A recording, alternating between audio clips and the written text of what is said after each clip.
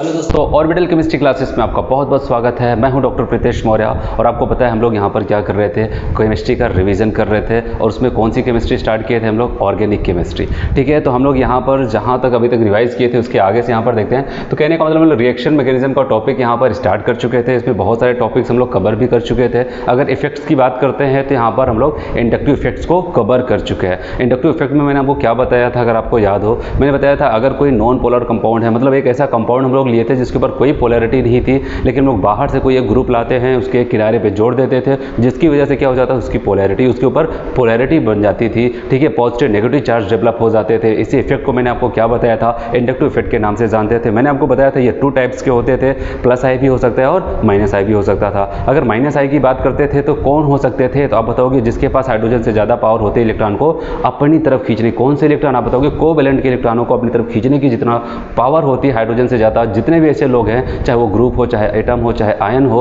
वो सब के सब क्या करते हैं, आप बताओगे माइनस आई इफेक्ट शो करते थे। अगर हम लोग प्लस आई की बात करते थे तो यहाँ पर भी रेफरेंस पॉइंट कौन चल रहा था, तो आपने बताया था यहाँ पर भी रेफरेंस पॉइंट हाइड्रोजन ही चल रहा था। और हाइड्रोजन की बात करते हैं तो हाइड्रोजन के पास ना तो इलेक्ट्रॉन खींचने की पावर, ना तो इलेक्ट्रॉन को डोनेट कराने की पावर होती है। अगर कोई भी ऐसा एटम हो, आयन हो, ग्रुप हो, जिसके पास हाइड्रोजन से ज़्यादा इलेक्ट्रॉन को अपने से दूर डोनेट करने की पावर होती है, उन सबको कहाँ पर रखा जाता है, प्लस आई इफेक्ट में रखा जाता था। ठीक है, प्लस आई माइनस आई हम लोग वहाँ पर कवर कर चुके थे।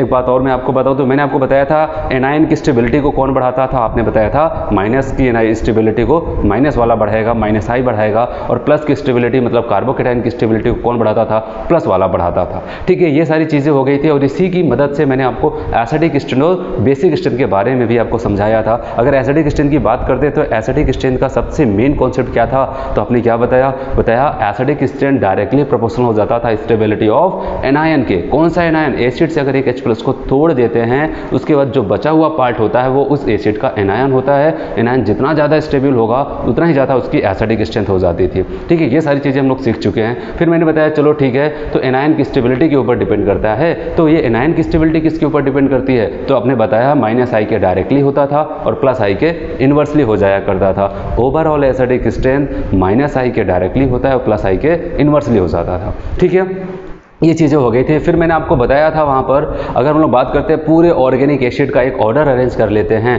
तो मैंने सबसे पहले आपको बताया था कौन आता था, फॉर्मिक एसिड। इसके बाद किसका नंबर आता था, बेंजोइक एसिड का नंबर आता था। इसके बाद किसका आता था, आप बताओगे एसिडिक एसिड। उसके बाद जा करके कार्बोनिक एसिड। कार्बोनिक एसिड के बाद नंबर आता था किसका, फिनॉल का। फिनॉल के बाद वाटर, उसके बाद अल्कोहल। अल्कोहल के जस्ट बाद आ जाता था acetylene, CH triple bond, CH का नंबर आता था। तब जा करके अमोनिया, और सबसे अमोनिया के बाद किसका आता था, CH2 डबल बॉन्ड CH2।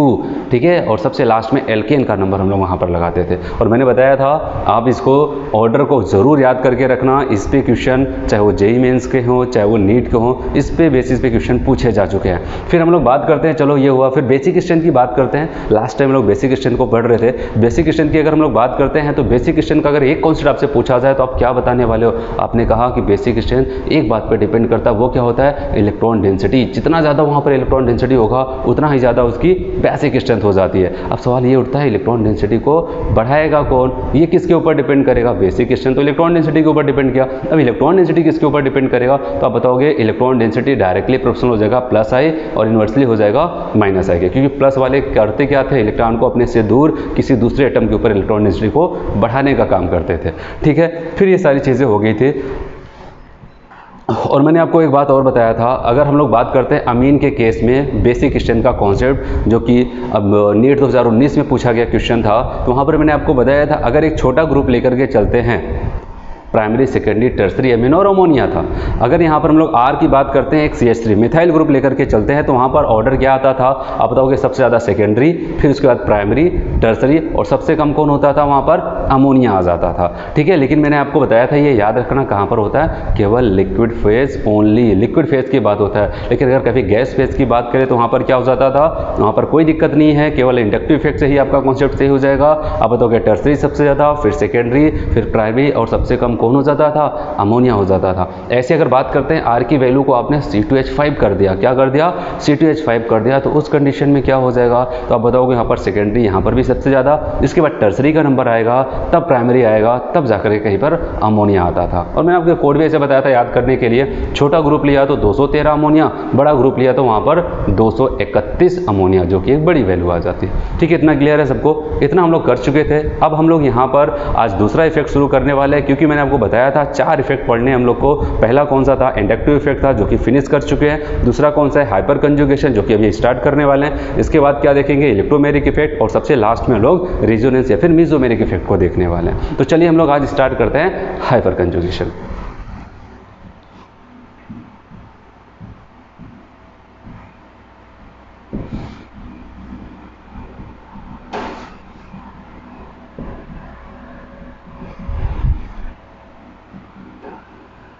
चलिए यहाँ पर देखते हैं हाइपर कंजुगेशन होता क्या है।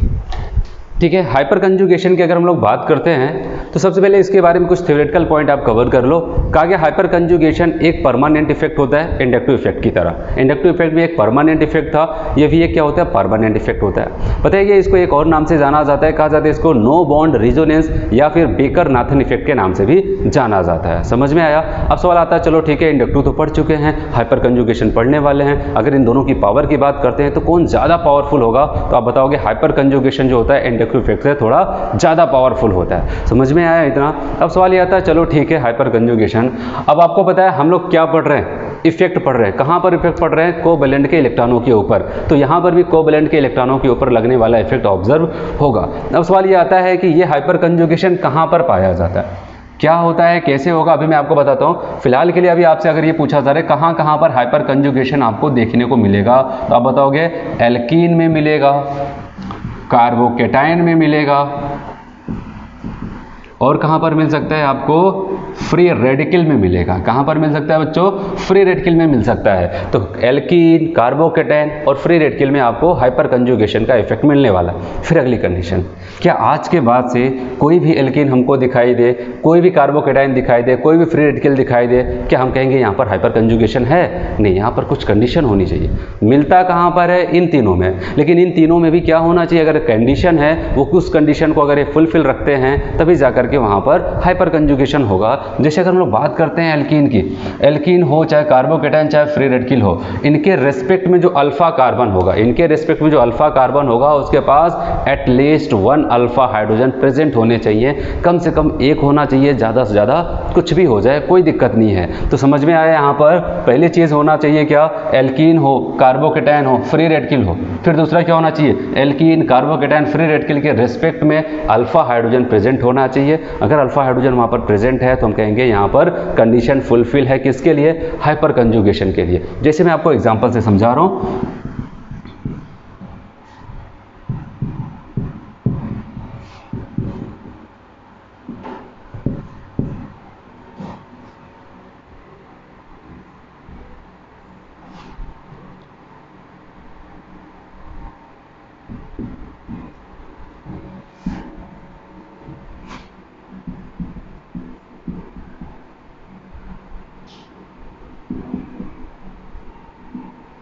चलिए, जैसे यहाँ पर दे दिया गया और आपसे पूछा गया ये क्या है, एक एल्कीन है। हाँ, आपने कहा एल्कीन है तो यहाँ पर हाइपर कंजुगेशन के चांसेस बनते हैं, लेकिन अगली कंडीशन क्या थी, आपने कहा जो एल्कीन है उसके रेस्पेक्ट में जो अल्फा कार्बन होगा उसके पास क्या होना चाहिए, अल्फा एच। आप बताओगे यहाँ पर अल्फा एच प्रेजेंट है, यही कंडीशन थी, एल्कीन के रेस्पेक्ट में अल्फा एच होना चाहिए। अगर ऐसा है तो वहाँ पर क्या हो जाएगा, हाइपर कंजुगेशन पाया जाएगा। जैसे यहाँ पर हम लोग बात करते हैं, ये है कार्बोकेटाइन, कार्बोकेटाइन से डायरेक्टली अटैच कार्बन ये हुआ, डायरेक्टली अटैच कार्बन ये हो गया। इसका मतलब क्या होता है, यहाँ पर कौन है, अब बताओगे यहाँ पर CH3 है, और यहाँ पर जो भी कार्बन इसके पास कितने एच हैं, 2 हैं। तो अब आप बताओगे यहाँ पर कितना अल्फा एच हुआ, यहाँ पर अल्फा कार्बन ये अल्फा ये 3 यहाँ से 2 यहाँ से, तो आप बताओगे यहाँ पर भी अल्फा एच है। और आपको यही तो मैंने बताया, कार्बोकेटाइन हो, एल्कीन हो, इसके रिस्पेक्ट में अल्फा एच होना चाहिए। जैसे यहाँ पर बात करते हैं, ये हुआ आपका फ्री रेडिकल, रिस्पेक्ट में अल्फा एच, अल्फा कार्बन ये हुआ, और यहाँ पर 2 अल्फा एच है। तो आप बताओगे यहाँ पर भी अल्फा एच प्रेजेंट है, तो यहाँ पर भी हाइपर कंजुगेशन हो जाएगा। लेकिन अगर हम लोग बात करें, मान लिया मैंने एक और एग्जाम्पल ले लिया,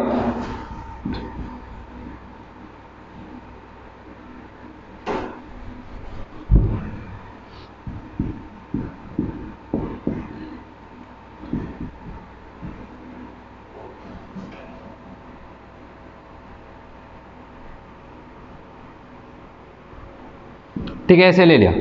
और आपसे पूछा गया बताओ यहाँ पर डी वाले ऑप्शन में हाइपर कंजुगेशन पाया जाता है कि नहीं पाया जाता है। आपने कहा ठीक है फ्री रेडिकल तो है। अब यहाँ पर देखते हैं कंडीशन फुलफिल है कि नहीं। इससे डायरेक्टली अटैच कार्बन ये हुआ, इससे डायरेक्टली अटैच कार्बन ये हो गया। आपको पता है यहाँ पर भी कोई एच नहीं है, यहाँ पर भी कोई एच नहीं है, और यहाँ पर भी कोई भी एच नहीं इस कार्बन को दिखाई दे रहा है। ये जो आपको यहाँ पर एच दिखा ये बीटा कार्बन है। ये कौन से कार्बन है? बीटा। और इस एच को हम लोग बीटा एच कहते हैं। हमको बीटा एच नहीं चाहिए था, हमको क्या चाहिए था? अल्फा एच चाहिए था। और यहाँ पर आप बताओगे कि इसके रेस्पेक्ट में, फ्री रेडिकल के रेस्पेक्ट में, ना तो इधर आपको अल्फा एच दिखाई दिया, ना तो इधर आपको अल्फा एच दिखाई दिया। यहाँ पर हाइपर कंजुगेशन नहीं होने वाला है। ऐसे अगर हम लोग बात करते हैं एक दो और एग्जांपल की, अगर हम लोग बात करें यहाँ पर, चलिए यहाँ पर बात करते हैं एक और एग्जांपल की।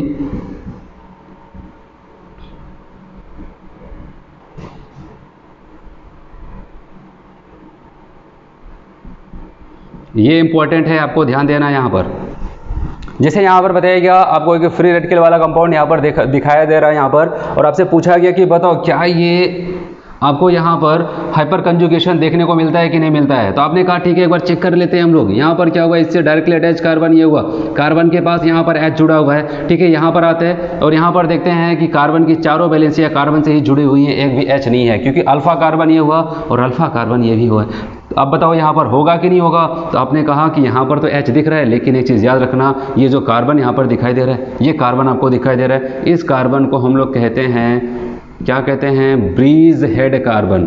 ठीक है, इसको कहते हैं ब्रीज हेड कार्बन के नाम से जानते हैं। और ब्रीज हेड कार्बन पे अगर कभी भी H प्रेजेंट है, वो कभी भी हाइपर कंजुगेशन में नहीं जाता है। कॉन्सेप्ट याद रखना, ये कभी भी हाइपर कंजुगेशन में नहीं जाता है। और यहाँ पर चलो ठीक है, आपने कहा चलो ठीक है यहाँ पर H है, इसको नहीं कंसिडर किया, क्यों? क्योंकि ये ब्रीज हेड कार्बन से जुड़ा है। तो आपको याद रखना है कभी भी ब्रीज हेड कार्बन से जुड़ा हुआ H अल्फा एच में कंसीडर नहीं किया जाता है, क्योंकि वो हाइपर कंजुगेशन में नहीं जाता है। अब इसका दूसरा विकल्प ये था, ये अल्फा कार्बन, लेकिन यहाँ पर भी अल्फा हाइड्रोजन नहीं था। तो आप बताओगे यहाँ पर क्या हो जाएगा? हाइपर कंजुगेशन देखने को नहीं मिलता है, हाइपर कंजुगेशन देखने को नहीं मिलता है। जैसे एक और एग्जाम्पल अगर हम लोग बात करें,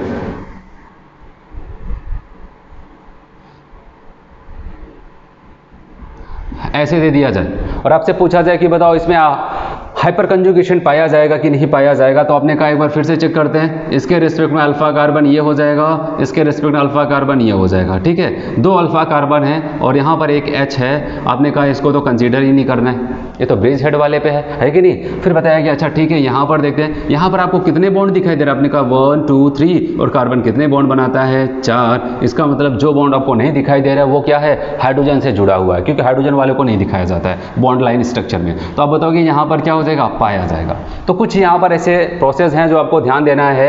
ठीक है, कॉन्सेप्ट एल्कीन, कार्बोकैटायन और फ्री रेडिकल में आपको हाइपर कंजुगेशन देखने को मिलता है, और वो भी आपको देखना है कि कब देखने को मिलेगा। जब आपका एल्कीन के रिस्पेक्ट में आपको अल्फा एच मिले, जब आपको कार्बोकैटायन के रिस्पेक्ट में अल्फा एच मिले, जब फ्री रेडिकल के रिस्पेक्ट में आपको अल्फा एच नजर आता है, तो उसी कंडीशन में आप बताओगे कि वो हाइपर कंजुगेशन का इफेक्ट शो कर सकता है। और कहीं कहीं क्या हो जाता है, रिस्पेक्ट में अल्फा एच आपको दिखाई भी देता है, उसको भी हम लोग कंसिडर नहीं करते हैं। तो वो कहाँ पर पाया जाता है? आप बताओगे वो कहाँ पर पाया जाएगा? अगर वो ब्रीज हेड कार्बन से जुड़ा हुआ हाइड्रोजन है तो उसको कभी भी हाइपर कंजुगेशन में कंसीडर नहीं करते हैं। इतना क्लियर है सबको? चलिए दोस्तों, यहाँ पर हम लोग क्या करते हैं, एक एग्जाम्पल से समझते हैं। अभी मैंने आपको हाइपर कंजुगेशन कहाँ पर पाया जाएगा, कहाँ पर नहीं पाया जाएगा, क्या कंडीशन होती है, इन सब के बारे में बताया। अब मैं आपको बताने जा रहा हूँ होता क्या है। ठीक है, कौन सा ऑब्जर्व यहाँ पर मिलता है आपको, क्या आपको देखने को मिलता है, क्योंकि मैंने आपको बताया ये एक इफेक्ट है, कोवेलेंट के इलेक्ट्रॉनों पर लगने वाला इफेक्ट होता है। अब ये क्या होता है मैं आपको यहाँ पर बता रहा हूँ। देखो होता क्या है, जैसे एक एग्जाम्पल मैं यहाँ पर लेता हूँ, CH3 CH double bond CH2, ध्यान से समझना है इसको। अब होता कुछ ऐसा है, यहाँ पर क्या हो जाता है, किसी कारणवश ये बॉन्ड पोलराइज होता है, यहाँ पर आ जाता है माइनस चार्ज और यहाँ पर आ जाता है प्लस चार्ज। अब क्या होगा, अब बताओगे इस एल्कीन के रिस्पेक्ट में, ये डबल बॉन्ड वाले कंपाउंड है, ये दोनों के बीच में डबल बॉन्ड था, इसको हमने ग्रुप माना, इससे डायरेक्टली अटैच कार्बन ये हो जाएगा, इसको अल्फा कार्बन माना। जैसे ही इस कार्बन को पता चलता है कि इसके बगल में कोई प्लस चार्ज लिए हुए है, जैसे ही इस कार्बन को पता चलता है इसके बगल में कोई प्लस चार्ज लिए हुए है, ये क्या करता है, तुरंत अपने क्या करता है, ये सोचता है कि इसके साथ बॉन्ड बना लिया जाए। अब आप बताओ खुद प्लस के साथ बॉन्ड बनाने के लिए क्या करना पड़ेगा, तो आप बताओगे माइनस चार्ज लाना पड़ेगा। और माइनस चार्ज कैसे ला सकता है ये कार्बन, तो आपको पता है पहले लेक्चर में लोग पढ़े थे। अब ये बॉन्ड को तोड़ेगा और बॉन्ड को कुछ ऐसे तोड़ेगा, अपना इलेक्ट्रॉन तो लेके जाएगा, साथ ही साथ इस हाइड्रोजन का भी इलेक्ट्रॉन लेके चला जाएगा। अगर ये अल्फा कार्बन है तो ये कौन है, अल्फा हाइड्रोजन। अब बताओगे यहाँ पर क्या आ जाएगा, माइनस चार्ज, और इसके ऊपर क्या आ जाएगा, प्लस चार्ज आ जाता है। और ये प्लस और माइनस आपस में क्या करेंगे, बॉन्ड का फॉर्मेशन कर लेंगे और स्ट्रक्चर कुछ ऐसा देखने को आपको मिलता है। ठीक है, ऐसे स्ट्रक्चर आपको देखने को मिलते हैं और यहाँ पर इन दोनों के बीच में एक और बॉन्ड बन जाता है CH2-। इसी को कहा जाता है क्या, हाइपर कंजुगेशन। हाइपर कंजुगेशन में आपको क्या दिख रहा है, आप बताओगे अल्फा कार्बन अल्फा हाइड्रोजन के बीच के इलेक्ट्रॉन किसकी तरफ शिफ्ट हो रहे हैं, किसकी तरफ शिफ्ट हो रहे हैं, एल्कीन की तरफ शिफ्ट हो रहे हैं। ठीक है, ऐसा लग रहा है ये दोनों के बीच का जो इलेक्ट्रॉन था वो एल्कीन की तरफ जा रहा है। इसी इफेक्ट को कहा जाता है क्या, हाइपर कंजुगेशन। कोवैलेंट के इलेक्ट्रॉन कहां पर जा रहे हैं, एल्कीन की तरफ। कार्बोकैटायन का एग्जाम्पल लिया तो कार्बोकैटायन की तरफ, अगर फ्री रेडिकल का लिया तो फ्री रेडिकल की तरफ जाने लगते हैं कौन से इलेक्ट्रॉन, अब बताओगे अल्फा कार्बन और अल्फा हाइड्रोजन के बीच का इलेक्ट्रॉन। इसलिए तो कंडीशन बताई गई, क्या होना चाहिए था, अल्फा हाइड्रोजन होना चाहिए था, क्योंकि अल्फा हाइड्रोजन होगा तभी अल्फा हाइड्रोजन और अल्फा कार्बन के बीच के इलेक्ट्रॉन को ट्रांसफर किया जाएगा किसकी तरफ, एल्कीन की तरफ। किसकी तरफ, कार्बोकैटायन की तरफ। किसकी तरफ, फ्री रेडिकल की तरफ किया जाएगा। ठीक है, ये इफेक्ट होता है। और यहाँ पर आपको दिख रहा है क्या इनके बीच में कोई बॉन्ड है, कोई बॉन्ड प्रेजेंट नहीं है, इसलिए इसको और एक नाम से जाना जाता था, मैंने आपको बताया नो बॉन्ड रेजोनेंस के नाम से भी इसको जाना जाता है। ठीक है, ऐसे ही यहाँ पर जैसा इस हाइड्रोजन के साथ हुआ, इसका इलेक्ट्रॉन इसकी तरफ शिफ्ट हुआ, वैसे इस हाइड्रोजन के साथ भी होगा, वैसे इस हाइड्रोजन के साथ भी होगा। ठीक है, ये तो हुआ, मैंने आपको बताया हाइपर कंजुगेशन का इफेक्ट कैसे आपको दिखाई देता है। लेकिन अब यहाँ पर हम लोग देखने वाले सबसे जो इंपॉर्टेंट है उस पर ध्यान देना है। हाइपर कंजुगेशन का इफेक्ट पढ़ तो रहे, लेकिन इससे हमको क्या मिलने वाला है। ठीक है, क्या मिलने वाला है, जैसे हमने वहाँ पर इंडक्टिव इफेक्ट के बारे में आपको बताया था, वहाँ पर हम लोग क्या करते थे, बहुत सारी चीज़ें सीखते थे। कार्बोकैटायन की स्टेबिलिटी, कार्बन आयन की स्टेबिलिटी और एसिडिक स्ट्रेंथ, बेसिक स्ट्रेंथ को सीखे थे। अब वही चीज़ आती है, इनका भी कोई एप्लीकेशन है कि हम लोग वैसे ही पढ़ रहे हैं इसको, इसका क्या एप्लीकेशन है, इसका क्या एप्लीकेशन है, तो बताया गया ये 3 जगह देखने को मिलता है, कार्बोकैटायन, फ्री रेडिकल, एल्कीन। अच्छा बताओ क्या कार्बन एनायन में मिलता है, कार्बन एनायन में हाइपर कंजुगेशन का इफेक्ट नहीं मिलता है। ठीक है, अब इसके एप्लीकेशन की बात करते हैं। बताया गया ये क्या करता है, स्टेबिलिटी ऑफ एल्कीन हो, चाहे कार्बोकैटायन हो, चाहे फ्री रेडिकल हो, इनकी स्टेबिलिटी को बढ़ाने का काम करता है। कौन, हाइपर कंजुगेशन। जो हाइपर कंजुगेशन अभी मैंने यहाँ पर करा के दिखाया, इसकी वजह से क्या हो जाता है, किसी एल्कीन की, किसी कार्बोकैटायन की, किसी फ्री रेडिकल की स्टेबिलिटी बढ़ने लगती है। ठीक है, चलो ठीक है, अगर आपसे पूछा जाए इसकी स्टेबिलिटी कैसे, अगर मुझसे क्वेश्चन पूछ लिया जाए तो कैसे हम लोग वहाँ पर ऑब्जर्व करेंगे, कैसे इसकी स्टेबिलिटी को चेक करेंगे, तो यहाँ पर कॉन्सेप्ट पे आते हैं कैसे क्वेश्चन को किया जाएगा। आप बताओगे स्टेबिलिटी ऑफ एल्कीन, या फिर हम लोग बात करें कार्बोकैटायन, या फिर बात करें फ्री रेडिकल की, ये डायरेक्टली प्रोपोर्शनल किसके हो जाते हैं, ध्यान रखना, कहा गया number of hyper conjugating structure, जो भी मैंने यहाँ पर बना करके दिखाया। ठीक है, किसकी वजह से हो रहा था, अल्फा एच की वजह से हो रहा था। तो जितना ज़्यादा अल्फा एच होगा उतना ही ज़्यादा वहाँ पर स्ट्रक्चर हम लोग बनाते चले जाते हैं, क्योंकि मैंने एक हाइड्रोजन के लिए आपको बना करके दिखाया था। ठीक है, और बहुत सारे हाइड्रोजन अल्फा हैं तो उनके साथ भी ऐसा होगा, तो वही चीज़ें हो जाती है, जितना ज़्यादा अल्फा एच होगा उतना ज़्यादा number of resonating hyper conjugating structure होगा, और जितना हाइपर कंजुगेटिंग स्ट्रक्चर होगा उतनी ही स्टेबिलिटी एल्कीन, कार्बोकैटायन और फ्री रेडिकल की होगी। तो ओवरऑल आप बताओगे number of hyper conjugating structure किसके ऊपर डिपेंड करेगा, आप बताओगे नंबर ऑफ अल्फा एच के ऊपर डिपेंड करता है। तो क्या समझ में आया, कभी भी किसी एल्कीन की बात हो, कार्बोकैटायन की बात हो, फ्री रेडिकल की बात हो, और वहाँ पर हाइपर कंजुगेशन के इफेक्ट से इसकी स्टेबिलिटी को चेक करना चाहते हैं, तो आप बताओगे जहाँ पर जितना ज़्यादा अल्फा एच होगा वहाँ पर उतना ही ज़्यादा क्या पाया जाएगा, हाइपर कंजुगेटिंग स्ट्रक्चर, और उतना ही ज़्यादा वहाँ पर स्टेबिलिटी हो जाती है। चलिए एग्जाम्पल से हम लोग समझने की कोशिश करते हैं।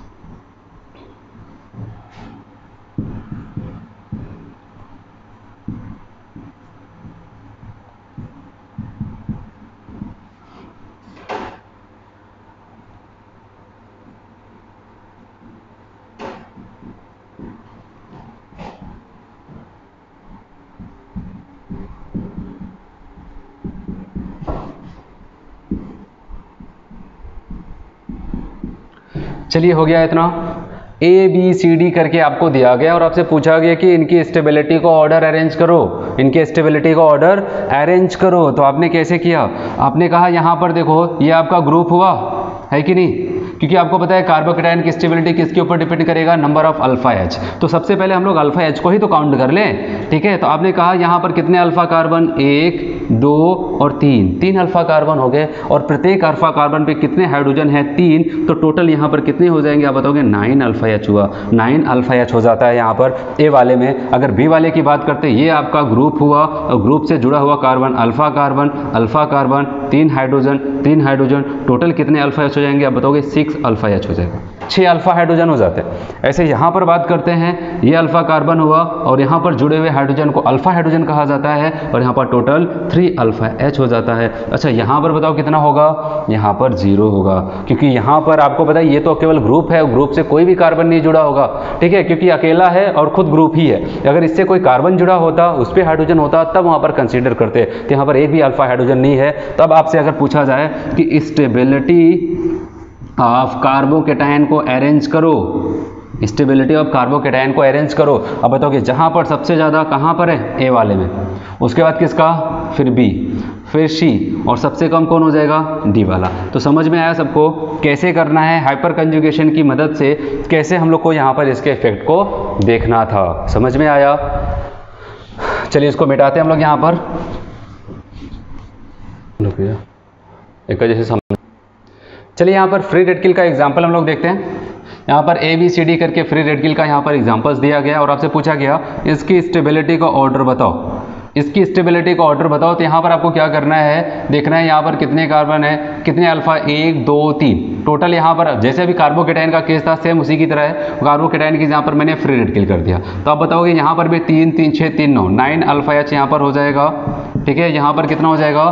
3 3 6 6 अल्फा एच हो जाएगा और यहाँ पर कितना हो जाएगा? 3 अल्फा एच हो जाएगा और यहाँ पर मैंने बताया 0 हो जाएगा। तो यहाँ पर भी अगर फ्री रेडिकल की स्टेबिलिटी को ऑर्डर अरेंज किया जाए तो आप बताओगे यहाँ पर क्या हो जाएगा? ए सबसे ज़्यादा, फिर बी का नंबर आएगा, फिर सी का और सबसे कम कौन हो जाएगा? आप बताओगे डी वाला हो जाएगा। समझ में आया सबको? चलिए यहाँ पर हाइपर कंजुगेशन की मदद से हम लोग क्या करते हैं? एल्कीन की स्टेबिलिटी का ऑर्डर यहाँ पर चेक करते हैं, देखते हैं यहाँ पर कैसे होने वाला है। सबके सब यहाँ पर alkene A B C D E F G करके मैंने यहाँ पर लिख दिया है। तो हम लोग यहाँ पर देखते हैं कैसे इसकी स्टेबिलिटी को चेक करते हैं। इसका एक ही कॉन्सेप्ट आपको बताया, समझाया। वहाँ पर क्या समझाया था? कहा था कि अल्फा एच आप काउंट कर लो, जहाँ पर अल्फा एच सबसे ज़्यादा वहाँ पर स्टेबिलिटी सबसे ज़्यादा हो जाएगा। तो आपने क्या किया? कहा चलो ठीक है, ये हमारा हो गया ग्रुप और ग्रुप से डायरेक्टली अटैच कार्बन कितने? 1 2 3 4, ठीक है। यहाँ पर इस साइड 2 हैं और इस साइड 2 हैं। तो ओवरऑल यहाँ पर अल्फा कार्बन तो 4 हो गए और प्रत्येक कार्बन पे कितने हाइड्रोजन है? आपने कहा 3 है, तो 4 पे कितना हो जाएगा? यहाँ पर आपने कहा 12 अल्फा एच हो जाएगा। टोटल कितना आ जाएगा? 12 अल्फा एच आ जाता है। फिर इसके बाद हम लोग बात करते हैं यहाँ पर बी वाले ऑप्शन में चलते हैं। तो बी वाले में अगर टोटल देखा जाए कितने alpha carbon? 1 2 and 3। Total alpha H कितने हो जाएंगे? यहाँ पर 3 3 6 3 9। आप बताओगे 9 अल्फा एच यहाँ पर हो जाता है। और यहाँ पर बात करते हैं हम लोग सी वाले में, 2 अल्फा कार्बन है, इधर नहीं, इधर तो डायरेक्टली अटैच हाइड्रोजन है इससे, ठीक है। आप बताओगे यहाँ पर क्या? इसको कंसीडर नहीं करते हैं अल्फा एच में, अल्फा एच में नहीं कंसीडर, क्योंकि ये तो डायरेक्टली ग्रुप से ही जुड़ा हुआ है ना, ये अल्फा एच नहीं है। अल्फा एच का मतलब अल्फा कार्बन पे जुड़ा होना चाहिए। तो टोटल यहाँ पर 3 3 6 अल्फा एच आ जाता है। फिर हम लोग यहाँ पर बात करते हैं डी वाले ऑप्शन में चलते हैं। तो यहाँ पर आपने देखा ये आपका ग्रुप हुआ, ये अल्फा कार्बन हुआ, ये अल्फा कार्बन हुआ, 3 हाइड्रोजन यहाँ पर, 3 हाइड्रोजन यहाँ पर, टोटल कितने हो जाएंगे? 6 अल्फा एच हो जाता है। कितना हो जाता है यहाँ पर? टोटल 6 अल्फा एच वहाँ पर आता है। अच्छा ई वाले में देखें तो यहाँ पर आपने कहा ये हो गया आपका ग्रुप, ये अल्फा कार्बन, ये अल्फा कार्बन हुआ, फिर यहाँ पर टोटल कितना आ जाएगा? 3 3 6 अल्फा एच आ जाता है। तो यहाँ पर भी 6 अल्फा हाइड्रोजन आ जाते हैं। चलिए एफ वाले की बात करते हैं। तो एफ वाले में आपने कहा ये हुआ आपका ग्रुप, केवल एक ही कार्बन नजर आ रहा है इससे, तो आपने कहा यहाँ पर कितने हैं? 3 अल्फा एच आ जाएगा। और यहाँ पर जैसे हम लोग जी वाले में चलते हैं तो आप बताएंगे यहाँ पर क्या हो जाएगा?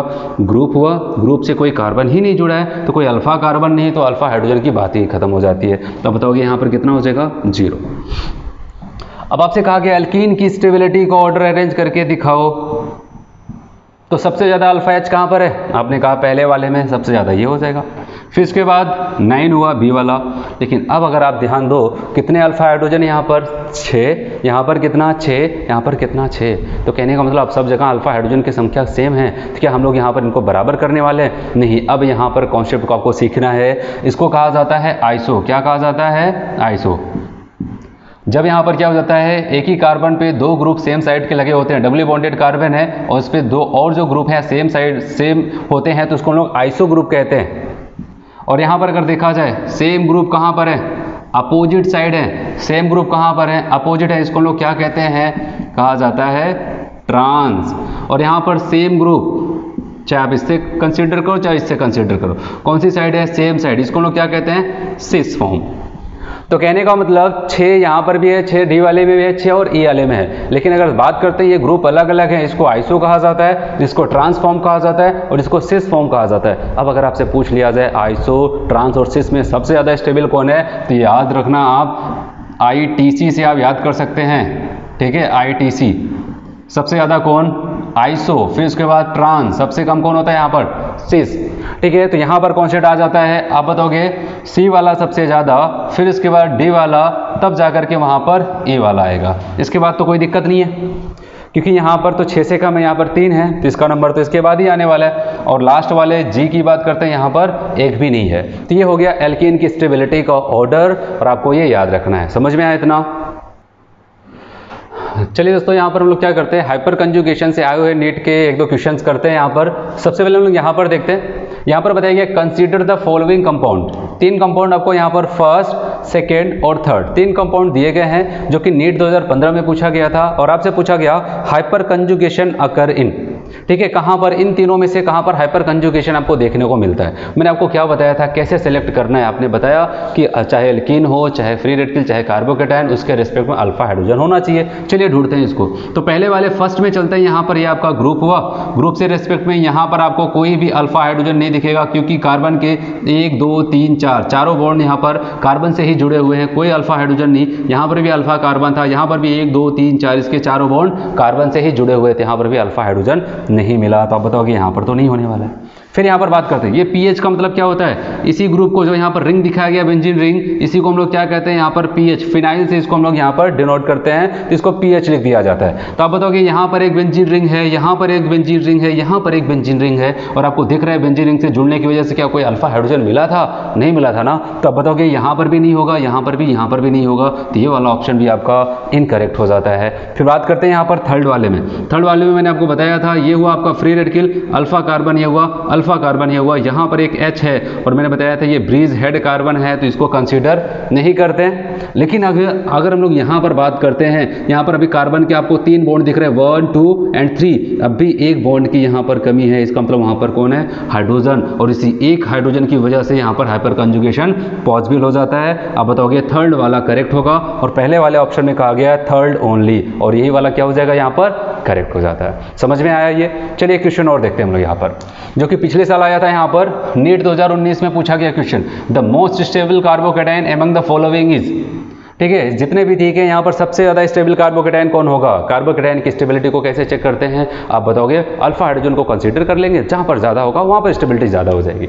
चलिए यहाँ पर अगर पहले ऑप्शन की देखते हैं, इसको थोड़ा सही से बना करके हम लोग देखते हैं। यहाँ पर ये कार्बन है, इसी कार्बन पे 3 CH3 ग्रुप लगे हुए हैं, ऐसे 3 CH3 ग्रुप इससे जुड़े हुए थे। यहाँ पर CH+ हुआ और यहाँ पर CH3 आ जाता है। चलिए आप काउंट करके बताओ कितने अल्फा हाइड्रोजन यहाँ पर? आपने कहा इसको मान लिया ग्रुप, इसको माना अल्फा कार्बन, इसको माना अल्फा कार्बन। यहाँ पर भी कोई भी हाइड्रोजन आपको नहीं दिख रहा है, लेकिन यहाँ पर आपको कितने दिख रहे हैं? 3। तो टोटल यहाँ पर अल्फा H कितने हो जाएंगे? 3 अल्फा H। पहले वाले ऑप्शन ए में आपको टोटल अल्फा हाइड्रोजन कितने मिल रहे हैं? 3 मिल रहा है। चलिए यहाँ पर बात करते हैं बी वाले ऑप्शन में। बी वाले ऑप्शन में आपने इसको कहा ये हमारा ग्रुप ठहरा, और ये हमारा अल्फा कार्बन, ये हमारा अल्फा कार्बन, 2 हाइड्रोजन इसके पास, 2 हाइड्रोजन इसके पास, टोटल कितना हो जाएगा? आप बताओगे 4 अल्फा H आ जाता है बी वाले ऑप्शन में। अब सी वाले की तरफ चलते हैं, ये आपका कौन है? ठीक है, अब बताओ ये तो फंक्शनल ग्रुप हो गया या फिर ग्रुप हो गया हमारा। ये अल्फा कार्बन हुआ, ये अल्फा कार्बन हुआ, यहाँ पर 3 हाइड्रोजन, यहाँ पर 2 हाइड्रोजन, टोटल 3 2 5, यहाँ पर 5 अल्फा एच हो जाता है। ठीक है, तो अब बताओ लास्ट वाले में भी चेक कर लेते हैं। ये ग्रुप हुआ, अल्फा कार्बन, कितने हाइड्रोजन 2, अब बताओ ये 2 अल्फा एच हुआ। तो इस हिसाब से बताओ आपके हिसाब से कौन सा ऑप्शन सही होना चाहिए, जहाँ पर अल्फा हाइड्रोजन ज़्यादा, कहाँ पर ज़्यादा है, सी वाले में 5 है, तो आप बताओ कि सी वाला ऑप्शन आपका करेक्ट हो जाता है। समझ में आया इतना? चलिए दोस्तों, यहाँ पर हम लोग क्या करते हैं, हाइपर कंजुगेशन के इफेक्ट्स की मदद से हम लोग यहाँ पर हीट ऑफ हाइड्रोजनेशन को पढ़ने वाले हैं। Concept of heat of hydrogenation. सबसे पहले थोड़ा सा आप देख लो हाइड्रोजनेशन होता क्या है। आप बता सकते हैं कोई अनसैचुरेटेड हाइड्रोकार्बन है, उसके ऊपर हम लोग क्या करें, हाइड्रोजन को जोड़ करके उसको सैचुरेटेड हाइड्रोकार्बन बना दे। इसी प्रोसेस को कहा जाता है हाइड्रोजनेशन। नाम से लग रहा है हाइड्रोजन को जोड़ना। ठीक है, कहाँ पर, अनसैचुरेटेड कंपाउंड पे। और आपको पता है यहाँ पर बॉन्ड का फॉर्मेशन होगा, वो जाकर के वहाँ पर जुड़ रहे हैं, और जुड़ना हमेशा क्या होता है, एक्सोथर्मिक होता है। मैंने आपको पहले ही लेक्चर में बताया था, बॉन्ड फॉर्मेशन ऑलवेज एक्सोथर्मिक होता है। चलिए मैं आपको यहाँ पर समझाता हूँ। जैसे कि मान लिया CH2 डबल बॉन्ड CH2 है, एक अनसैचुरेटेड कंपाउंड है। अनसैचुरेटेड का मतलब क्या हो जा रहा है, यहाँ पर डबल बॉन्ड प्रेजेंट है। अगर एक बॉन्ड से ज़्यादा है तो आप बताओगे वो अनसैचुरेटेड, चाहे वो एल्कीन हो चाहे एल्काइन हो। एल्केन क्या होता है, सैचुरेटेड। कोई एक एल्कीन है, अनसैचुरेटेड हाइड्रोकार्बन है, हमने क्या किया, यहाँ पर हाइड्रोजन को जोड़ा। और आपको पता है हाइड्रोजन जोड़ने के लिए यहाँ पर कैटलिस्ट यूज होता है, प्लैटिनम, पैलेडियम और निकिल नामक कैटलिस्ट यूज होता है। अब यहाँ पर क्या हुआ होगा, ये वाला बॉन्ड ब्रेक हुआ होगा और एक हाइड्रोजन इसको मिला, एक हाइड्रोजन इनको मिला। तो अब यहाँ पर क्या हो जाएगा, CH3 सिंगल बॉन्ड CH3, और यहाँ पर सिंगल बॉन्ड आ गया। ये आपका सैचुरेटेड हाइड्रोकार्बन हुआ, ये आपका अनसैचुरेटेड हाइड्रोकार्बन हुआ। इस प्रोसेस को, इस रिएक्शन को कहा जाता है हाइड्रोजनेशन की रिएक्शन। क्या कहते हैं, हाइड्रोजनेशन की रिएक्शन। और इस दौरान हीट क्या होती है, रिलीज होती है। और जहां पर हीट रिलीज होती है वहां पर डेल्टा एच की वैल्यू क्या हो जाएगी, लेस देन 0। एक्सोथर्मिक होता है, ठीक है, लेस देन 0 होता है। अब यहां पर बात आ गई समझ में, क्या होता है हाइड्रोजनेशन। हम लोग इस हीट की बात करने वाले हैं, इस हीट की बात करने वाले। अब सवाल उठता है, हम लोग तो यहाँ पर हाइपर कंजुगेशन पढ़ रहे थे, कहाँ पर हीट आ गया यहाँ पर। ठीक है, तो अब देखते हैं यहाँ पर कॉन्सेप्ट क्या चलता है। कॉन्सेप्ट की बात करते हैं। कहा गया डेल्टा एच का मतलब heat of hydrogenation. Heat of hydrogenation जो हो जाता है वो एल्कीन की स्टेबिलिटी के इन्वर्सली हो जाता है। स्टेबिलिटी ऑफ एल्कीन के इन्वर्सली प्रोपोर्शनल होता है। इसका मतलब क्या समझ में आया, अगर कोई एल्कीन स्टेबल ज़्यादा है तो उसका हीट ऑफ हाइड्रोजनेशन बहुत कम निकलने वाला है। अगर कोई एल्कीन कम स्टेबल है तो उसका हीट ऑफ हाइड्रोजनेशन ज़्यादा होगा। अच्छा बताओ, ये इसके इन्वर्सली प्रोपोर्शनल है स्टेबिलिटी ऑफ एल्कीन। अच्छा, एल्कीन की स्टेबिलिटी को भी आप पढ़ के आ रहे हैं, वो किसके ऊपर डिपेंड करता था, अब बताओगे वो नंबर ऑफ अल्फा एच के ऊपर डिपेंड करता था। तो ओवरऑल आपको क्या समझ में आता है, कभी हीट ऑफ हाइड्रोजनेशन का प्रोसेस आपसे पूछा जाए, क्या पूछा जाए, हीट ऑफ हाइड्रोजनेशन का प्रोसेस पूछा जाए, तो आप बताओगे जहां पर नंबर ऑफ अल्फा हाइड्रोजन सबसे ज़्यादा होंगे, एल्कीन के रिस्पेक्ट में सबसे ज़्यादा अल्फा हाइड्रोजन जहां पर होगा उसकी हीट ऑफ हाइड्रोजनेशन सबसे कम होगी, और जहां पर अल्फा हाइड्रोजन सबसे कम होगा वहां पर हीट ऑफ हाइड्रोजनेशन सबसे ज़्यादा होगी। समझ में आया इतना सबको, ये था हीट ऑफ हाइड्रोजनेशन का कॉन्सेप्ट। चलिए हम लोग यहाँ पर अब देखते हैं अगले इफेक्ट की तरफ बढ़ते हैं। अभी तक हम लोग 2 इफेक्ट को फिनिश कर चुके हैं। पहला कौन सा था, पहला था इंडक्टिव इफेक्ट, उसके बारे में पढ़ चुके हैं। फिर मैंने आपको दूसरा बताया कोवेलेंट के इलेक्ट्रॉनों पर लगने वाले इफेक्ट को, जिसका नाम था हाइपर कंजुगेशन। यहाँ पर भी मैंने आपको बताया एल्कीन कार्बोकेटायन फ्री रेडिकल के रिस्पेक्ट में देखा जाता है, अल्फा हाइड्रोजन है तो यहाँ पर हो जाएगा। फिर मैंने आपको इसी की मदद से वहाँ पर बताया क्या, हाइड्रोजनेशन का भी कॉन्सेप्ट बताया, हीट ऑफ हाइड्रोजनेशन का भी कॉन्सेप्ट बताया। तो 2 इफेक्ट हो चुके हैं खत्म। अब आते हैं हम लोग यहाँ पर थर्ड नंबर का जो इफेक्ट है उसको कहते हैं इलेक्ट्रोमेरिक इफेक्ट कहते हैं। क्या कहते हैं उसको, इलेक्ट्रोमेरिक इफेक्ट, या फिर हम लोग उसको ई इफेक्ट के नाम से भी जानते हैं। ठीक है, ई इफेक्ट के नाम से भी उसको हम लोग यहाँ पर जानते हैं। अब सवाल आता है ये क्या होता है, आपका एक इंटरेस्ट बना होना चाहिए कि आखिर हम लोग ये पढ़ रहे हैं ये कहाँ पर ऑब्जर्व होने वाला है। तो आपको ये होना चाहिए कि ये कोवैलेंट के इलेक्ट्रॉनों के ऊपर ये सब इफेक्ट लगने वाला है। आई में क्या होता था, इंडक्टिव इफेक्ट में इलेक्ट्रॉन को खींचा जाता था, इलेक्ट्रॉन को डोनेट किया जाता था। हाइपर कंजुगेशन में क्या होता था, अल्फा कार्बन अल्फा हाइड्रोजन के इलेक्ट्रॉन को क्या किया जाता था, डबल बॉन्ड की तरफ, कार्बोकेटायन की तरफ, फ्री रेडिकल की तरफ ट्रांसफर किया जाता था। अब बात आती है यहाँ पर इलेक्ट्रोमेरिक में क्या होता होगा। ठीक है, इलेक्ट्रोमेरिक में क्या होता होगा, तो इसकी डेफिनेशन की अगर हम लोग बात करते हैं, बताया कि यहाँ पर complete polarisation of shared pair electron to one atom, किसी एक एटम पर किसी भी पाई बॉन्ड के इलेक्ट्रॉन की शिफ्टिंग हो जाए। ठीक है। मान लिया दो एटम के बीच में पाई बॉन्ड प्रेजेंट है, मतलब एक सिग्मा एक पाई है, और पाई बॉन्ड क्या हो जाता है आपको पता है, पाई बॉन्ड बहुत ही ज़्यादा लूजली हेल्ड होता है, क्योंकि सिग्मा बॉन्ड में क्या हो जाता था, हेड टू हेड ओवरलैपिंग होता था, और जब पाई बॉन्ड बनता था वहाँ पर साइड वाइज ओवरलैपिंग होती थी, और साइड वाइज ओवरलैपिंग ज़्यादा अच्छी ओवरलैपिंग नहीं मानी जाती है। इसीलिए जब बॉन्ड टूटने की बारी आती, पहले कौन टूटता था, पाई बॉन्ड टूटता था। तो ये होता था, मान लिया दो एटम के बीच में से दो बॉन्ड प्रेजेंट है, एक सिग्मा एक पाई है। अब यहाँ पर क्या हो जाता है, इनके बीच में बॉन्ड प्रेजेंट है, लेकिन कोई अटैकिंग रीजन, अब ये मत कहना कि अटैकिंग रीजन मुझे नहीं पता है, अटैकिंग रीजन आपको पता है। अगर कोई अटैकिंग रीजन आता है तो उसकी वजह से ये क्या करते हैं, अपने पाई बॉन्ड को तोड़ लेते हैं, पोलराइज कर लेते हैं। क्या कर लेते थे, कोई अटैकिंग रीजन आया तो बॉन्ड को तोड़ ले, और पाई बॉन्ड का इलेक्ट्रॉन किसी एक एटम के ऊपर शिफ्ट हो जाता था, क्योंकि कोई भी बॉन्ड बनता है वहाँ पर दो इलेक्ट्रॉन की ज़रूरत पड़ती है। तो अब क्या हो जाता है, बॉन्ड का पाई बॉन्ड का इलेक्ट्रॉन किसी एक एटम के ऊपर शिफ्ट हो जाता था। लेकिन अब आपको पता है बॉन्ड टूट चुका है, लेकिन अगर किसी कारणवश अटैकिंग रीजन फिर से वापस चला जाए, ये क्या करते हैं, फिर से बॉन्ड को बना लेते हैं। अटैकिंग रीजन आया, बॉन्ड टूट गया, अटैकिंग रीजन गया तो बॉन्ड बन जाता है, कुछ ऐसा होता है। इसलिए कहा जाता है जो इलेक्ट्रोमेरिक का इफेक्ट होता है ये कोई परमानेंट इफेक्ट नहीं होता है, एक टेम्पोरेरी इफेक्ट होता है। अगर वहाँ पर अटैकिंग रीजन आया तो बॉन्ड पोलराइज हुआ, अटैकिंग रीजन गया तो बॉन्ड फिर से फॉर्म कर जाता है। जैसे मैं आपको यहाँ पर दिखा रहा हूँ एक एग्जांपल के तौर पे, CH2 डबल बॉन्ड CH2 है, और यहाँ पर क्या हो रहा है, मान लिया कोई अटैकिंग रेजेंट E+ करके आ रहा है, कोई अटैकिंग रेजेंट है यहाँ पर आ रहा है, और जैसे ही यहाँ पर आता है, जैसे इसके करीब में आता है, ठीक है, ऐसे करीब में आता है, ये मान लिया ये क्या करते हैं, बॉन्ड को पोलराइज कर लेते हैं। इनके पाई बॉन्ड का जो इलेक्ट्रॉन होता है किसी एक एटम पे शिफ्ट हो जाता है, और जिस पे शिफ्ट होगा उस पर माइनस आएगा, और दूसरे पे क्या आ जाता है, प्लस आ जाता है। कुछ ऐसा हो जाता है, मैं यहाँ पर बॉन्ड तोड़ के दिखा रहा हूँ, एक पे प्लस चार्ज आया और दूसरे पे क्या हो गया, माइनस चार्ज हो जाता है। समझ में आया, इसी इफेक्ट को कहा जाता है इलेक्ट्रोमेरिक इफेक्ट। कोई आया, पहले क्या था, ये दोनों लोगों के बीच में क्या था, डबल बॉन्ड था, एक सिग्मा एक पाई, अच्छे से ये लोग थे, लेकिन अटैकिंग रीजन आता है जिसकी वजह से ये क्या कर जाते हैं, अपने बॉन्ड को तोड़ लेते हैं। किसी एक के ऊपर क्या हो जाता है, माइनस चार्ज आता है, जिसके ऊपर माइनस चार्ज आया मतलब बॉन्ड उसी की तरफ टूट गया, और दूसरे के ऊपर प्लस चार्ज आ जाता है। अब किसी कारणवश अगर मान लिया ये इलेक्ट्रोफाइल वापस जा रहा है, ये क्या कर रहा है, यहाँ पर आ नहीं रहा है, वो वापस जा रहा है, वापस जा रहा है, तो वो क्या करेंगे, फिर से ये प्लस माइनस आपस में बॉन्ड का फॉर्मेशन कर लेते हैं, तो पहले जैसी कंडीशन फिर से हो जाती। इसलिए कहा जाता है ये कोई परमानेंट इफेक्ट नहीं होता है, ये एक टेम्परेरी इफेक्ट होता है, इलेक्ट्रोमेरिक का इफेक्ट। ठीक है, आप कह सकते हैं यहाँ पर पाई बॉन्ड की शिफ्टिंग किसी एक एटम पर हो जाए due to presence of any attacking reagent, इसी को कहा जाता है इलेक्ट्रोमेरिक इफेक्ट। पाई बॉन्ड की शिफ्टिंग किसी एक एटम पे, चाहे इस पे चाहे इस पे, किस पे होगा वही तो यहाँ पर सीखना है, किसी एक एटम पर हो जाए due to presence of attacking reagent, इसी को कहा जाता है इलेक्ट्रोमेरिक इफेक्ट। समझ में आया इतना सबको? अब हम लोग यहां पर ये देखने वाले हैं कि पाई बॉन्ड की शिफ्टिंग होती है ई इफेक्ट में।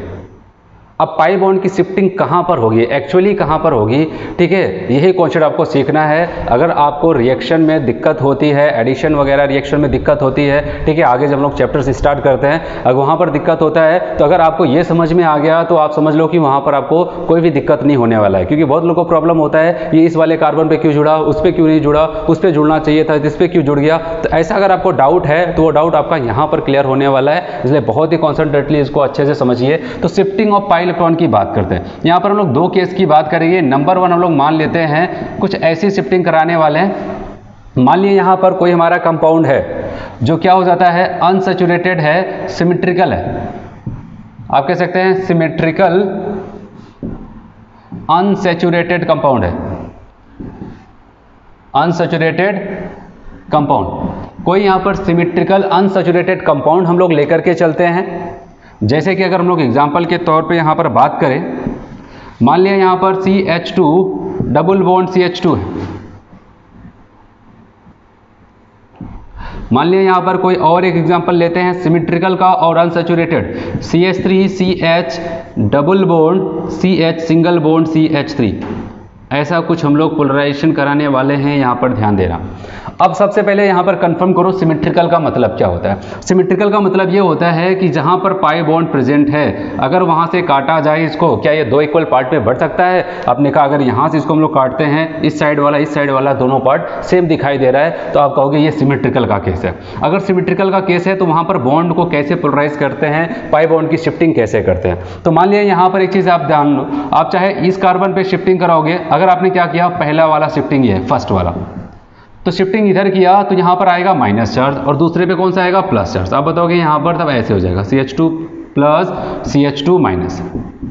फिर किसी ने कहा नहीं हम ऐसा करने वाले हैं, हम क्या करते हैं इस वाले कार्बन के ऊपर शिफ्टिंग करेंगे। ये सेकेंड वाला पोलराइजेशन किसी ने किया और यहाँ पर क्या हो जाएगा, जिस कार्बन पे शिफ्टिंग कराया उस पे आया माइनस और दूसरे पे आ जाता है प्लस। समझ में आया? तो एक चीज़ क्लियर है, अगर सिमेट्रिकल का केस है तो उस कंडीशन में चाहे आप इस कार्बन पे पोलराइज करो चाहे इस कार्बन पे बॉन्ड को पोलराइज करो, दोनों ही कंडीशन में आपका आंसर सेम आने वाला है। तो सिमेट्रिकल के केस में कोई प्रॉब्लम होता ही नहीं। जैसे मैं यहाँ पर बताऊँ, आप यहाँ पर बॉन्ड, आपको पता है ये सिमेट्रिकल होगा कि नहीं, आपने चेक करने के लिए यहाँ पर बॉन्ड से काटा, पता चला इधर वाला पार्ट दोनों क्या है, सेम है, तो आपने कहा ये तो सिमेट्रिकल का केस है। और सिमेट्रिकल के केस में आप चाहे इधर बॉन्ड को पोलराइज करके यहाँ पर माइनस लाओ, यहाँ पर प्लस लाओ, या फिर आप बॉन्ड को पोलराइज करके यहाँ पर माइनस लाओ, यहाँ पर प्लस लाओ, तो दोनों ही कंडीशन में आपका आंसर सेम आने वाला है। तो सिमेट्रिकल के केस में कोई भी दिक्कत नहीं होती है, किसी को दिक्कत नहीं होती है सिमेट्रिकल के केस में। लेकिन दिक्कत कहाँ पर होती है, वो होता है अनसिमेट्रिकल का केस, और उसी को अच्छे से समझना है हम लोग को। ठीक है, इसको मिटाते हैं। चलिए यहाँ पर हम लोग बात करते हैं सेकेंड केस की। सेकेंड केस हमारा कुछ ऐसा होगा जहाँ पर अनसिमेट्रिकल होगा और अनसैचुरेटेड होगा। तो इस कंडीशन में बॉन्ड को कैसे पोलराइज किया जाएगा, ये चीज़ें आपको ध्यान देनी है। तो यहाँ पर सबसे पहले आपको याद क्या रखना है, मैं एग्जांपल से बताऊँ फिर आपको कॉन्सेप्ट सिखाता हूँ। जैसे कि मान लिया CH3 CH double bond CH2 मैंने ले लिया, ऐसे हमने यहाँ पर इसका सिलेक्शन कर लिया। अब यहाँ पर हम लोग देखते हैं बॉन्ड पोलराइजेशन के दो तरीके हो सकते थे। एक ऐसा हो सकता है किसी ने कहा कि बॉन्ड को ऐसे पोलराइज करो इस कार्बन पे, तो जिस कार्बन पे पोलराइज हुआ उस पे माइनस आएगा और बगल वाले पे क्या आ जाएगा, प्लस चार्ज आ जाएगा। ठीक है, ये पहला तरीका हुआ। फिर किसी ने कहा एक काम हम ये करते हैं कि हमको ऐसा अच्छा लग रहा है, हम लोग ऐसा करने वाले हैं। ठीक है, इस वाले कार्बन पे बॉन्ड की शिफ्टिंग कराएंगे, पाई बॉन्ड की शिफ्टिंग कराएंगे। ये दूसरा तरीका अपनाया गया और आप बताओगे ठीक है आप अपना लो। बस ये एक चीज़ याद रहे, जिस साइड आप बॉन्ड को पोलराइज कर रहे हो उसी पे ही आपको माइनस चार्ज लाना है और उसके अपोजिट वाले उसके बगल वाले में क्या करना है, प्लस चार्ज लाना है। ऐसे कर दिया।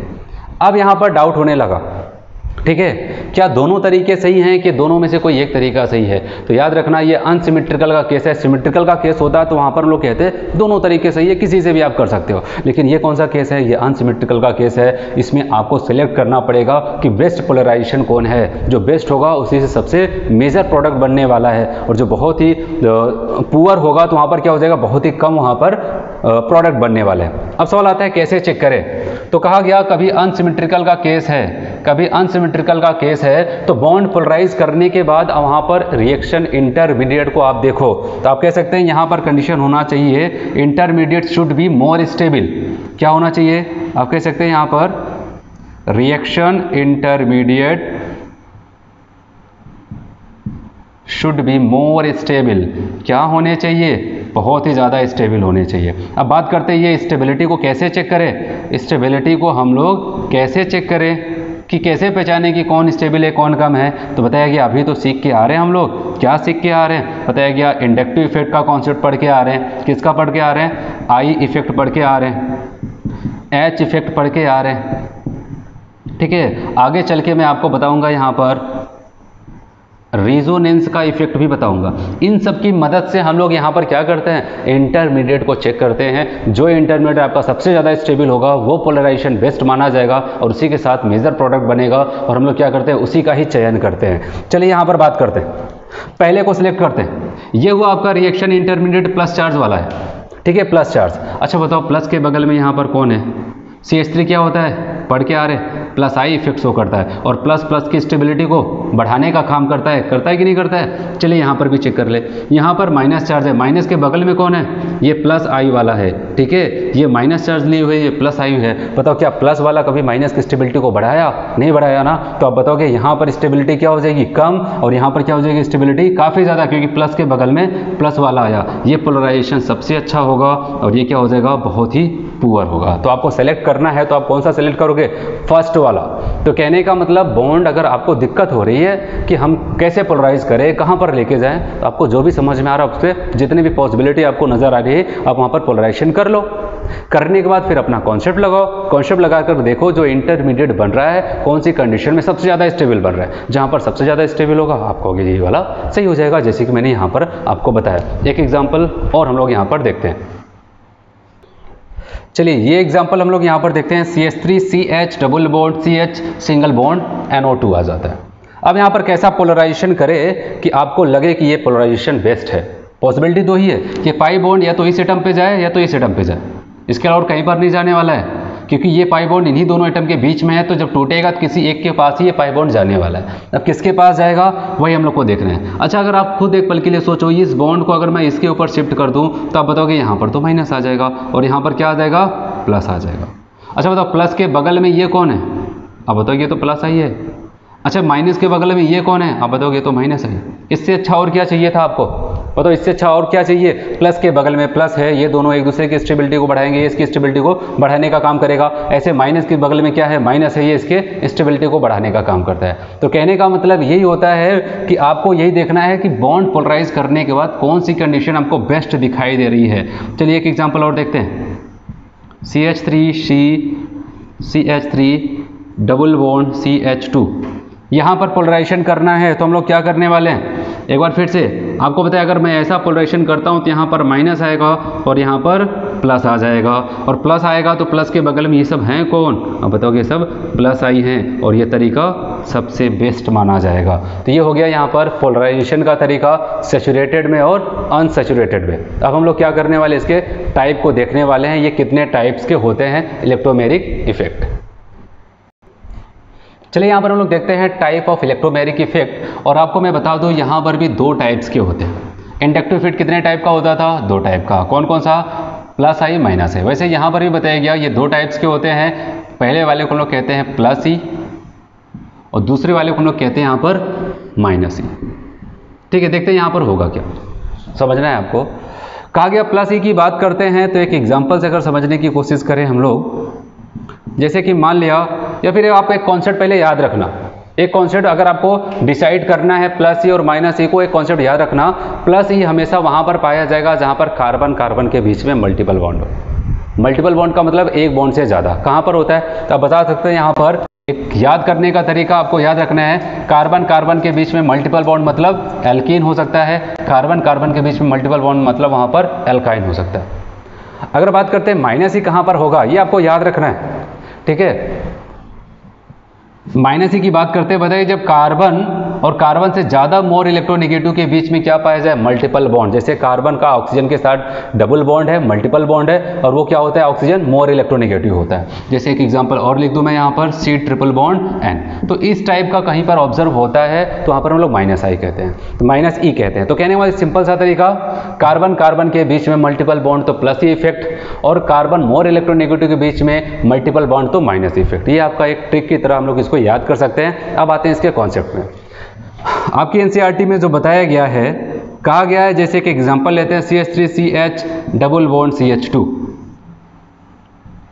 ऐसा कोई है। कहा गया कि यहाँ पर प्लस ई की अगर हम लोग बात करते हैं, जो अटैकिंग रिएजेंट होता है, जो अटैकिंग रिएजेंट होता है, आप एक कॉन्सेप्ट एनसीईआरटी का सुन लो, उसके बाद हम लोग तो यहाँ पर समझने ही वाले हैं। एनसीईआरटी में ये कहा प्लस ई में क्या हो जाता है कि जो अटैकिंग रिएजेंट होते हैं, जो अटैकिंग रिएजेंट होते हैं वो बॉन्ड को जहाँ पर पोलराइज करते हैं वहीं पर जाकर के जुड़ जाते हैं। अब एक पल के लिए आप एक बार सोच लो, कोई अटैकिंग रिएजेंट है, मान लिया यहाँ पर कोई अटैकिंग रिएजेंट है ए, ऐसे ए मैंने बना दिया, कोई अटैकिंग रिएजेंट है, और यहाँ पर बताया गया है बॉन्ड जहाँ पर पोलराइज होगा वहीं पर जाकर के जुड़ता है। अच्छा बताओ, आपको पता है बॉन्ड पोलराइजेशन कैसे होगा, यहाँ पर माइनस आने वाला है और यहाँ पर प्लस आने वाला है, यही तो होगा, क्योंकि यहाँ पर कौन है, प्लस आई है।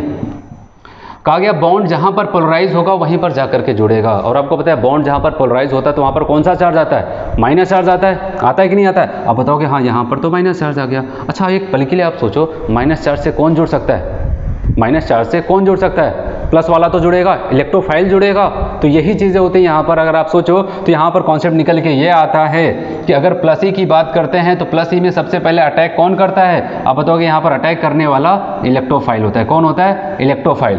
क्योंकि अटैक करेगा बॉन्ड को, जहाँ पर पोलराइज करेगा वहीं पे जुड़ना है। बॉन्ड पोलराइज हुआ तो माइनस चार्ज आया, और माइनस चार्ज से कौन जुड़ सकता है? आप बताओगे इलेक्ट्रोफाइल जुड़ सकता है, प्लस वाला जुड़ सकता है। तो ये कंडीशन होती है यहाँ पर। तो प्लस ई इफेक्ट कहाँ पर होता है? आप बताओगे कार्बन कार्बन के बीच में मल्टीपल बॉन्ड हो, वहाँ पर प्लस ई होता है। और क्या होता है बताया गया? प्लस ई इफेक्ट में इलेक्ट्रोफाइल पहले अटैक करता है। समझ में आया सबको? इलेक्ट्रोफाइल पहले अटैक करता है। चलिए यहाँ पर बात करते हैं।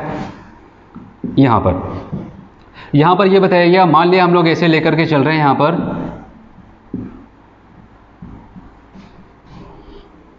कॉन्सेप्ट यहाँ पर कहता है कि माइनस ई की अगर बात करते हैं, जो अटैकिंग रिएजेंट होगा, फिर से ए मान लेते हैं, जो अटैकिंग रिएजेंट होगा बॉन्ड को पोलराइज करेगा। और आपको पता है जैसे यहाँ पर आया बॉन्ड पोलराइज होगा, इसकी इलेक्ट्रॉन नेगेटिविटी ज़्यादा, तो यहाँ पर माइनस आएगा। जैसे यहाँ पर आपको समझने के लिए मैं CH3 लगा दूँ या फिर ऐसे कर दिया, ठीक है। वैसे भी जब भी बॉन्ड टूटेगा, ऑक्सीजन की इलेक्ट्रॉन नेगेटिविटी ज़्यादा होती है, वो बॉन्ड को तोड़ ही लेगा अपनी तरफ। कार्बन के ऊपर कौन सा चार्ज आ जाएगा? Plus charge.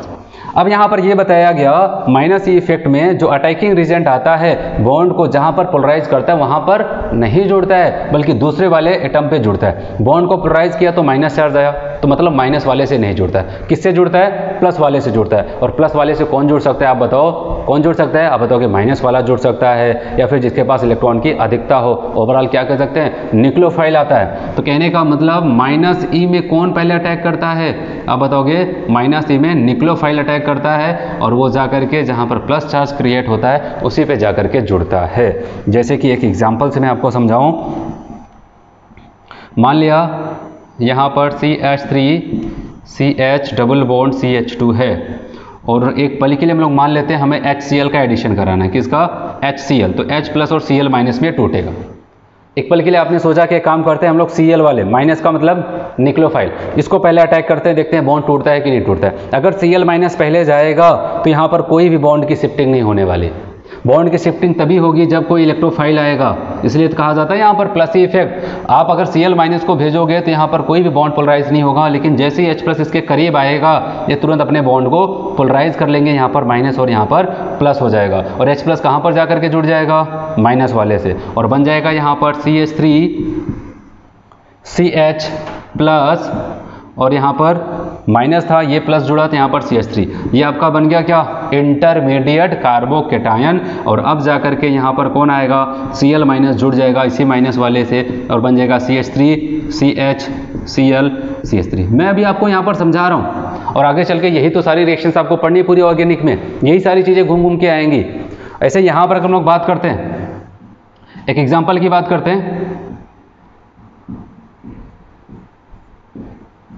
ऐसे ले लिया यहाँ पर, और मान लिया यहाँ पर HCN जा रहा है, H प्लस Cn माइनस में टूटेगा। HCN का एडिशन कराना चाहते हैं, HCN का एडिशन। आपने सोचा एक काम करते हैं, यहाँ पर भी पहले इलेक्ट्रोफाइल को भेज के देखते हैं। इलेक्ट्रोफाइल आया, लेकिन पता है ये बॉन्ड टूटा ही नहीं, मतलब इनका कोई इफेक्ट नहीं है। यहाँ पर किसका इफेक्ट होता है? जब हम न्यूक्लियोफाइल को भेजते हैं तब इसका इफेक्ट मिलता है। जैसे न्यूक्लियोफाइल इनके करीब आता है, ये तुरंत बॉन्ड को तोड़ लेते हैं, यहाँ पर माइनस और यहाँ पर प्लस आता है, और न्यूक्लियोफाइल जाकर के किससे जुड़ जाएगा? प्लस वाले से जुड़ जाएगा, और आपका बन जाएगा यहाँ पर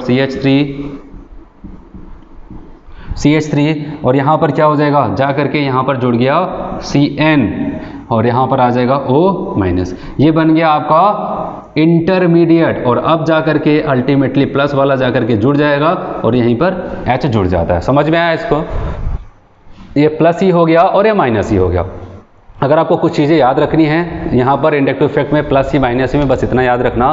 प्लस ही कहाँ पर मिलता है? जब कार्बन कार्बन के बीच में मल्टीपल बॉन्ड हो। और याद रखना है यहाँ पर कौन पहले अटैक करता है? इलेक्ट्रोफाइल पहले अटैक करता है। लेकिन अगर हम लोग बात करते हैं यहाँ पर माइनस ही में, तो आपको यहाँ पर ये याद रखना है कि यहाँ पर कौन पहले अटैक करता है? अब बताओगे यहाँ पर न्यूक्लियोफाइल पहले अटैक करता है। और क्या होता है, कहाँ पर मिलेगा? कार्बन और मोर इलेक्ट्रोनेगेटिव के बीच में, जहाँ पर मल्टीपल बॉन्ड होगा, तो वहाँ पर ये आपको ऑब्जर्व होने वाला है। तो आज हम लोग कौन कौन सा इफेक्ट यहाँ पर देख चुके हैं? हाइपर कंजुगेशन का इफेक्ट देख चुके हैं, और इलेक्ट्रोमेरिक का इफेक्ट देख चुके हैं। अब यहाँ पर केवल एक और इफेक्ट बचा हुआ है, जिसको हम लोग कहते हैं रेजोनेंस का इफेक्ट। ठीक है, तो आज हम लोग इतना ही करते हैं। ठीक है बच्चों, ठीक है, आज इतना ही करते हैं। ठीक है, धन्यवाद।